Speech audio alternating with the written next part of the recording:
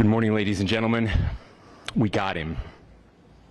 On the evening of September 11th, a family member of Tyler Robinson reached out to a family friend who contacted the Washington County Sheriff's Office with information that Robinson had confessed to them or implied that he had committed the incident. This information was relayed to the Utah County Sheriff's Office and scene investigators at Utah Valley University. This information was also conveyed to the FBI. Investigators reviewed additional video footage from UVU surveillance and identified Robinson arriving on UVU campus in a gray Dodge Challenger at approximately 8:29 a.m.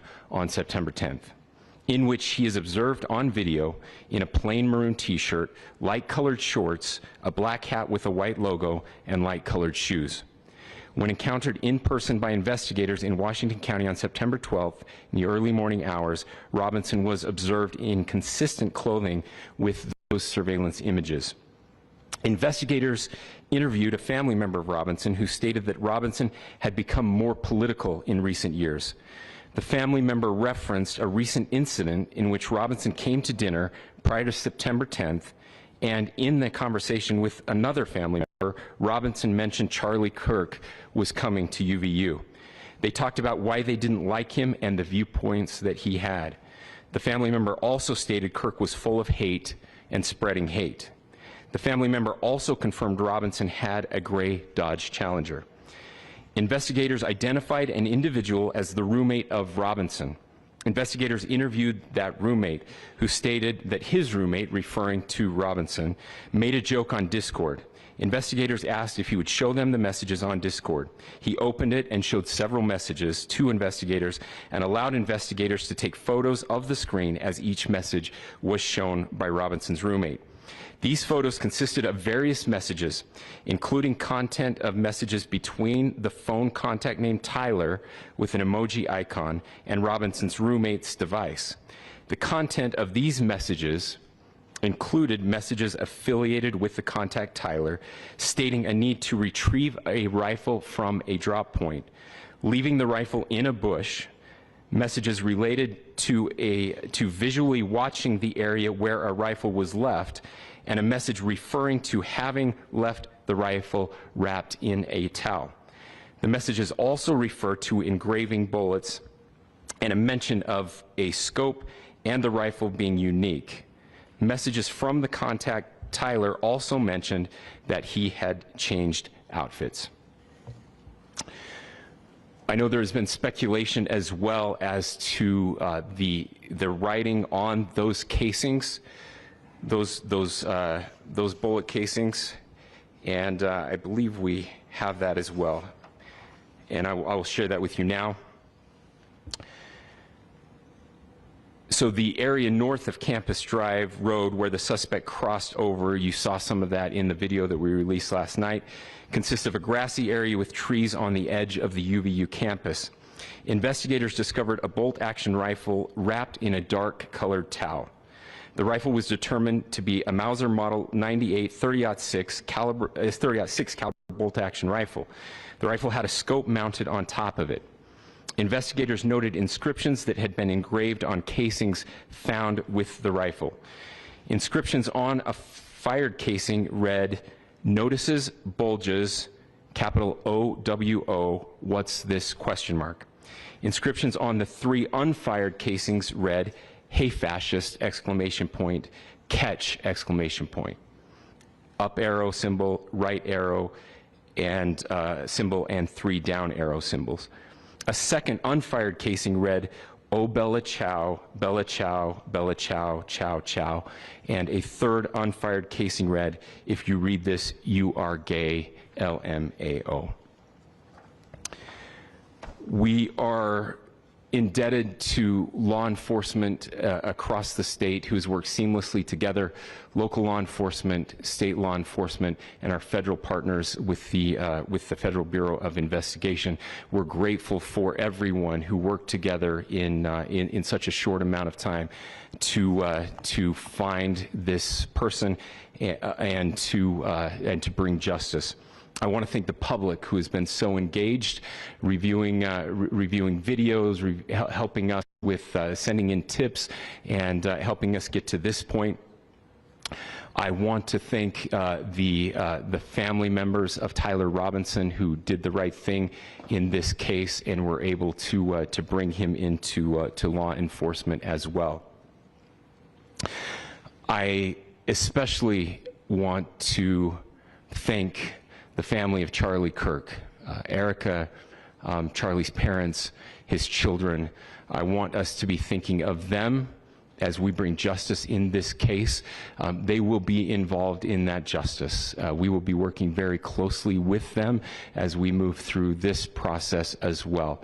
This is a very sad day for, again, for our country, a terrible day for the state of Utah, but I'm grateful that at this moment we have an opportunity to bring closure to this very dark chapter in our nation's history. With that, I will now turn the microphone over to the Director of the FBI, Kash Patel. Thank you, Governor. This is what happens when you let good cops be cops. The FBI and our partners are proud to stand here today together to bring justice to the family of Charlie Kirk and honor his memory. I want to express my deep gratitude to President Trump, the Vice President, and the entire White House who have been so incredibly supportive with both resources and just personally to the FBI as a team. They had our backs the entire way, and I just want to express my gratitude for giving us the resources we need to operate in this space to bring this sort of justice at this sort of speed. In 33 hours, we have made historic progress for Charlie. Governor Cox, our partnership has been absolutely incredible these last few days. Our partnership will endure. Your state and local partners, your sheriffs, your DPS community has been unbelievably impressive in the hardest of times.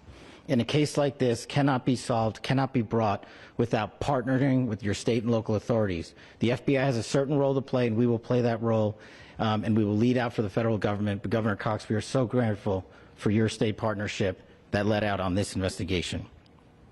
A little bit of the timeline. Charlie was shot at 12:23 p.m. on Wednesday. The first FBI agents arrived on scene in 16 minutes with chiefs of police at 12:39 and secured the scene. The FBI immediately launched fixed-wing assets. We utilized these assets to transport personnel, specialty technicians, hostage rescue teams. We also utilized these assets to go back and forth from the East Coast and here in Utah to transport forensic evidence and other evidence that will be analyzed and is being analyzed at our FBI laboratories in Quantico and other laboratories, including the ATF. At my direction, the FBI released the first set of FBI photos of the suspect at 10 a.m. local time on 9/11. Then, shortly thereafter, the FBI reward of $100,000 was released at 10:45 a.m. local. Myself and Deputy Director Bongino arrived on the scene at approximately 5:30 p.m. on 9/11. The governor led a press conference last night at approximately 8 p.m. where at my direction the FBI released a never-before-seen video of the suspect. We also released new images to the public of the suspect. And just last night, the suspect was taken into custody at 10 p.m. local time. In less than 36 hours, 33 to be precise, thanks to the full weight of the federal government and leading out with the partners here in the state of Utah and Governor Cox, the suspect was apprehended in a historic time period. And I want to highlight what Governor Cox said. This would not have been possible without you, the media, and you, the public. That's why we went so public, so fast, and we're so transparent, and we're committed to that transparency. The crime scene, just a little bit there. It is a large crime scene. State and local authorities, along with federal authorities, processed that crime scene quickly. And I even had the ability to walk through that crime scene and walk through the steps the suspect took to learn more about what was needed and what resources we needed to bear to create a full picture for the FBI and leadership back in Washington. Furthermore, thankfully to state and local partners, forensic evidence has been seized and continues to be garnered Forensic evidence has already been evaluated at FBI laboratories in Quantico and state and local authorities here. We will continue to process evidence as we see it, as we collect it, and we will continue to deliver to Governor Cox and his team. Last night, we had a total of approximately 7,000 7,000 leads. As of this morning, thanks to your great work, we have over 11,000 leads that were called in to the FBI. And we are running out every single lead that we can. Every one of those leads will be run out. The arrest is a testament to the dedication of good law enforcement being great, and partnerships in law enforcement, which I've tried to highlight as my tenure as the director of the FBI. There is no better relationship for law enforcement than the FBI to partner with state and local authorities, and you've seen it here in these last few days. The FBI Salt Lake Field Office, along with our offices in LA, Phoenix, Denver, San Antonio, Las Vegas, Pittsburgh, Buffalo, our headquarters component in Quantico, all participate in the FBI. I want to express my deep gratitude to the employees of the FBI, the men and women, the evidence response team tacticians, the special operators, the agents, the support staff. You have done monumental work in historic time when the public, who had a right to demand such an expeditious solving of an investigation, the FBI answered that call diligently, critically important to our nation, and we delivered. And I'm proud to be their leader, and I'm proud to be the director of the FBI. This is very much an ongoing investigation, as the governor said, and we will continue to work with state and local authorities to develop the investigation, to provide them the evidence they need for their ongoing prosecutions, and we will be here to answer every call they absolutely have, as long as it takes, for as long as we need to find and apprehend whatever suspects were involved in this crime. Lastly, to my friend Charlie Kirk, rest now, brother. We have the watch, and I'll see you in Valhalla.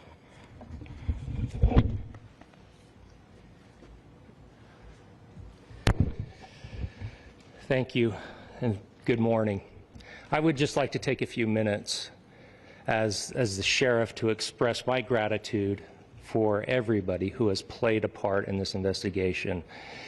As you know, it's been a vast, a complicated, and a very, very fast-paced investigation. You're looking at people standing up here who are running on, if they got an hour's sleep in the last couple of days, they're probably lucky.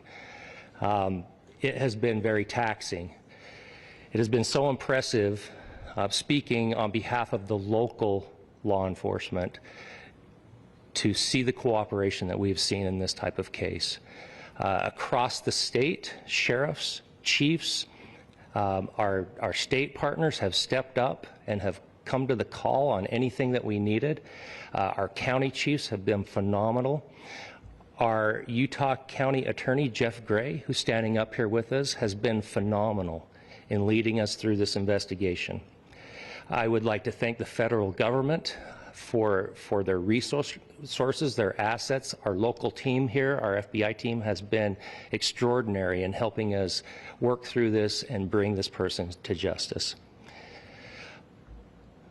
Most of all, I would like to thank the public, and specifically, I would like to thank the public who turned to prayers and who turned to positiveness for us.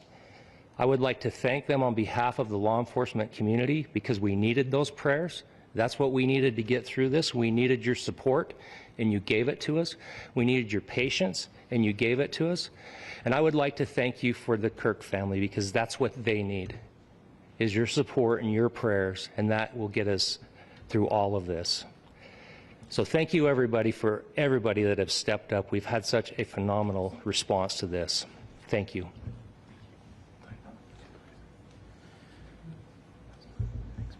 I also want to give a special thanks to the Attorney General and the Department of Justice. Their unwavering support and their commitment to justice is shown true here. And without AG Bondi and Deputy Attorney General Todd Blanche and the resources they brought to bear, we would not have been able to complete our mission. And I just want to say special thanks. It's an honor to be a part of the Department of Justice. Thank you again to our incredible law enforcement team who has worked so hard. Sheriff, I got a solid 90 minutes last night, so I'm probably the most well-rested person up here. Ladies and gentlemen, I get the microphone, so I hope you'll permit me a moment just to share a few more thoughts about where we are and how we got here and maybe a little bit of where we go from here. I don't want to get too preachy, but I think it's important that we, with eyes wide open, understand what's happening in our country today. I've heard people say, well, why are we so invested in this? There's violence happening all across our country. And violence is tragic everywhere, and every life taken is a child of God who deserves our love and respect and dignity. This is certainly about the tragic death, assassination, political assassination of Charlie Kirk. But it is also much bigger than an attack on an individual. It is an attack on all of us. It is an attack on the American experiment. It is an attack on our ideals. This cuts to the very foundation of who we are, of who we have been, and who we could be in better times. Political violence is different than any other type of violence for lots of different reasons. One, because in the very act that Charlie championed of expression, that freedom of expression that is enshrined in our founding documents, in having his life taken in that very act, makes it more difficult for people to feel like they can share their ideas, that they can speak freely. We will never be able to solve all the other problems, including the violence problems that people are worried about, if we can't have a clash of ideas safely and securely. Even, especially those ideas with which you disagree. That's why this matters so much. Over the last 48 hours, I have been as angry as I have ever been. As sad as I have ever been. And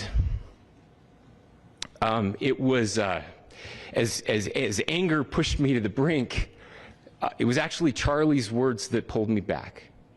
I'd like to share some of those. And specifically right now, if I could, I need to talk to the young people in our state, in my state, and all across the country.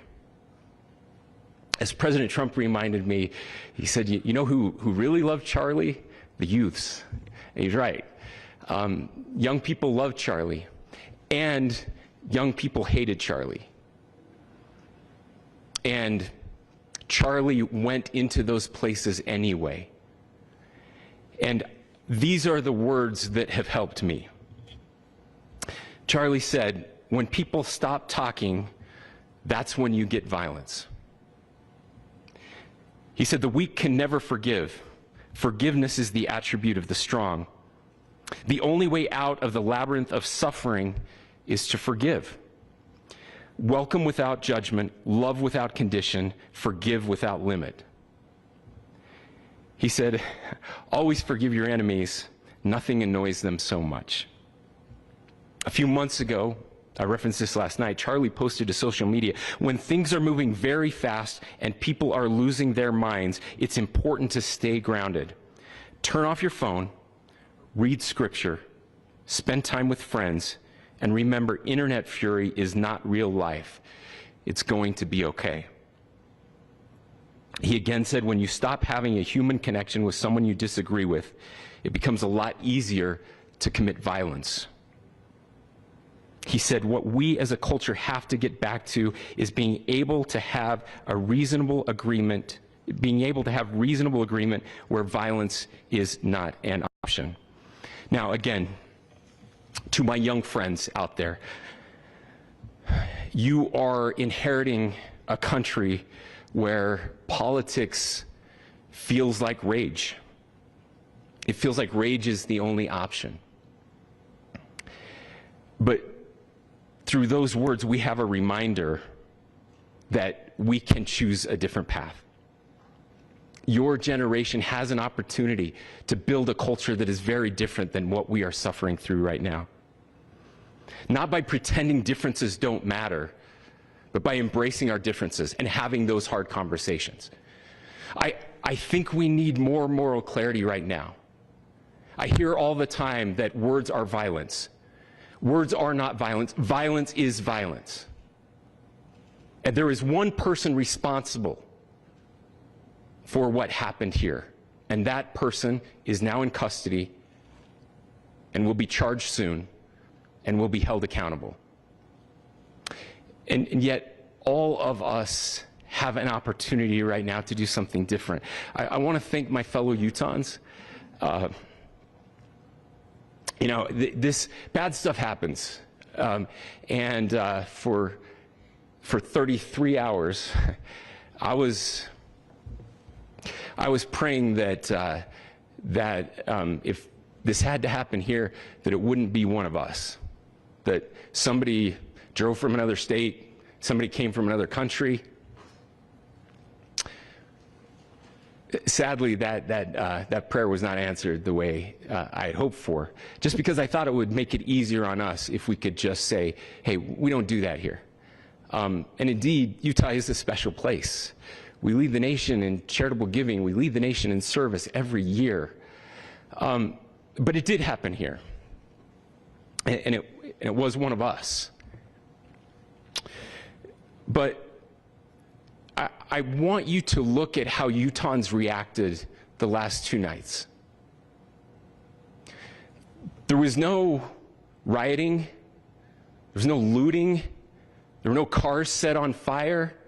There was no violence.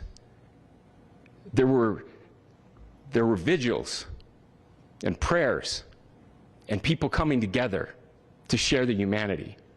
And that, ladies and gentlemen, I believe is the answer to this. We can return violence with violence. We can return hate with hate. And that's the problem with political violence, is it metastasizes. Because we can always point the finger at the other side. And at some point, we have to find an off-ramp, or it's going to get much, much worse. But see, these are choices that we can make. History will dictate if this is a turning point for our country. But every single one of us gets to choose right now if this is a turning point for us. We get to make decisions. We have our agency. And I desperately call on every American, Republican, Democrat, liberal, progressive, conservative, MAGA, all of us to please, please, please follow what Charlie taught me. I'll just conclude with words I share often from a friend, an author, Yuval Levin, who was asked if he was optimistic about our country. And he said, I'm not optimistic. He said, I hate optimism. Like, that sounds bad. But he said, optimism is a vice. It's this idea that good things are just going to happen. And he said, in the history of the world, good things have never just happened.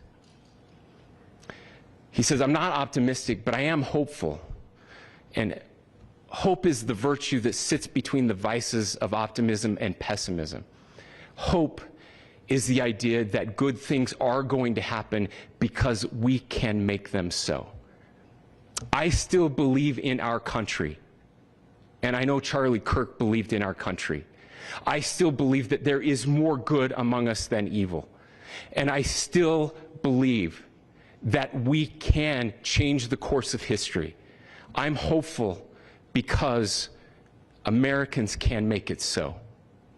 Ladies and gentlemen, we're happy to answer any questions you might have. Governor, can you speak to whether the suspect is speaking with authorities and his demeanor, Tyler Robinson, when he turned himself in? I cannot speak to that right now.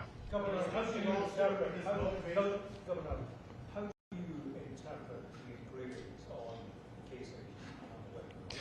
Well, I will leave that up to you to interpret what those engravings mean. I think the clearest one that says "catch fascist," there's not, and by the way, that's like catch like a ball, catch this.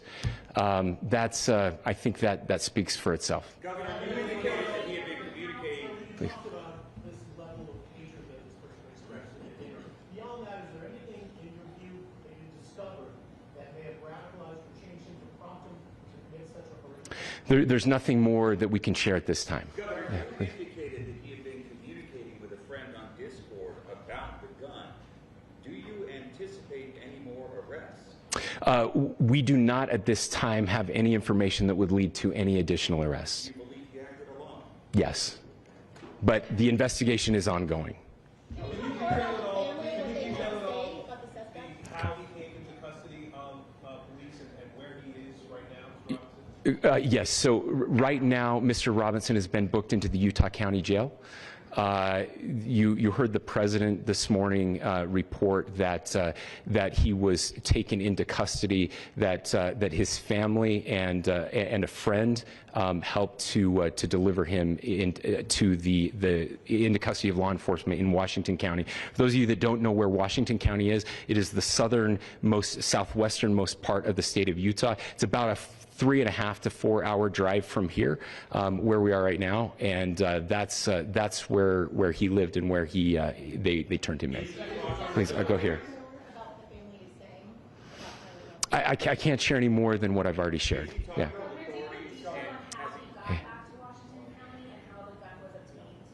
So how we obtained the gun? The gun was found here. So I don't have much more details on that. We do know that he drove. We had his car here on campus, and then we had his car going south back to the St. George. It's actually the city of Washington in Washington County. Is he talking with authorities and did he discuss a motive? I'm sorry? We don't have any information that would lead us to believe that. Yes, in fact, it was just released. Yes. Is he talking with authorities and did he discuss a motive? I can't answer that right now. Yeah, thank you. Over here.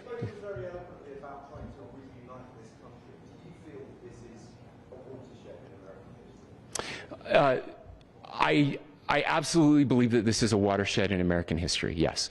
The question is, what kind of watershed? And that chapter remains to be written. Is this the end of a dark chapter in our history, or the beginning of a darker chapter in our history?